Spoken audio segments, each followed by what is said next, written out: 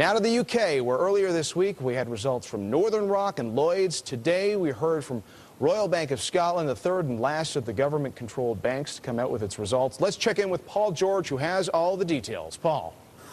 Thank you, John. Yes, well, the hope is that the worst is over for RBS, the bank which will forever be associated with the excesses of former CEO Fred the Shred Goodwin. But RBS posted a bigger than expected first-half loss and set aside a more than expected £7.5 billion to cover bad loans.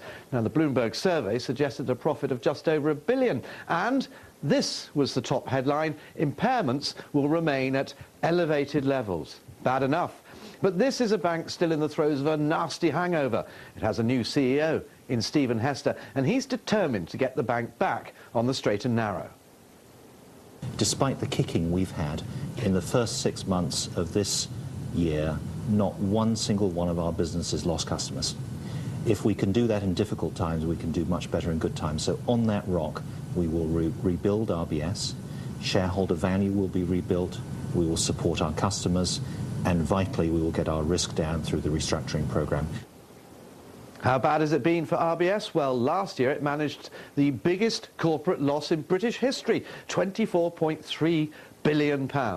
How's Mr. Hester doing? Well, on the bright side today, profit at the investment banking unit increased almost fivefold, and income from commodities jumped by a third. But there's a long way to go before RBS can stand on its own 2 feet. Hester reckons it will take as much as 5 years to get the commercial property debts down.